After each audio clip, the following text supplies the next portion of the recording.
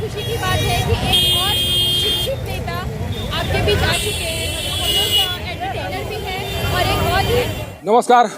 करहगर विधानसभा से जन सुराज पार्टी के प्रत्याशी रितेश पांडे अभी सासाराम से नामांकन करके रवाना हो चुके हैं। नामांकन के समय बड़ी संख्या में लोग उनके साथ यहां पर आए हुए थे।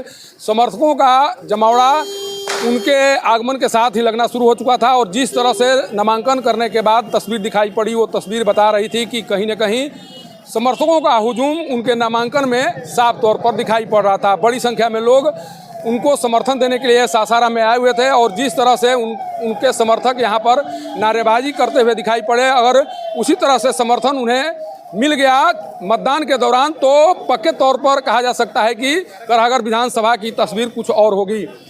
नामांकन करने के बाद क्या कुछ कहा गया उसे सुनिए। इसके बाद मैं बताऊंगा कि किस तरह से आज रोड शो के दौरान भारी जमावड़ा दिखाई पड़ा समर्थकों का और समर्थकों के द्वारा जिस तरह से उनका अभिवादन किया गया, जिस तरह से उनके अभिवादन को रितेश पांडे स्वीकार करते हुए दिखाई पड़े, उसके बाद से ऐसा लग रहा है कि रितेश पांडे राजनीति में कुछ नया करने के लिए कदम रख चुके हैं। भारी भीड़ जुटी हुई है सर, क्या कहेंगे? समर्थकों में उत्साह है सर। बदलाव का जो बिहार ने संकल्प लिया है उसका जीता जागता सबूत और उदाहरण है। देखिए संख्या लोगों की, लोग अकड़ा चुके हैं इस व्यवस्था से निकलने के लिए।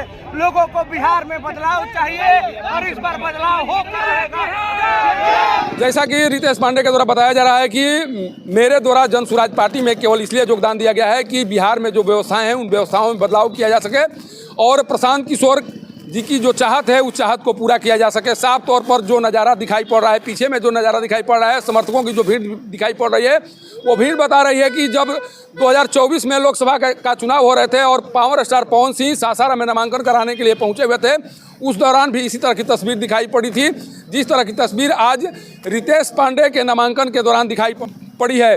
सोचिए कि किस तरह से जैसे ही समर्थकों को जानकारी लगी कि रितेश पांडे आज नामांकन करने वाले हैं, उसके बाद तमाम क्षेत्रों से उनके समर्थक यहां पहुंच चुके थे। लगातार उनके बाहर निकलने का इंतजार किया रहा था। मात्र सोचिए कि 2 घंटे तक नामांकन का कार्य चल रहा था और 2 घंटे तक उनके समर्थक सामने में खड़ा होकर उनके आने का इंतजार कर रहे थे, केवल इसलिए कि रितेश पांडे की एक झलक पाया जा सके, रितेश पांडे के विजन को आगे बढ़ाया जा सके, रितेश पांडे को समर्थन दिया जा सके।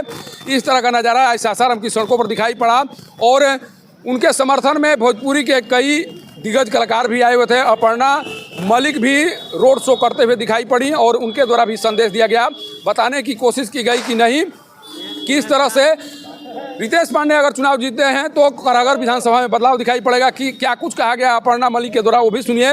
इसके बाद मैं बताऊंगा कि रितेश पांडे के चुनाव लड़ने के साथ ही किस तरह से भोजपुरी कलाकारों का जमावड़ा अब करहगर विधानसभा में दिखाई पड़ेगा, किस तरह से भोजपुरी कलाकार भी अब आकर समर्थन देंगे, किस तरह से भोजपुरी कलाकारों के द्वारा समर्थन देने की कोशिश की जाएगी। बहुत खुशी की बात है कि एक और शिक्षित नेता आपके बीच आ चुके हैं। हम लोग एंटरटेनर भी हैं और एक बहुत ही शिक्षित और काबिल नेता करहगर में आ चुके हैं, तो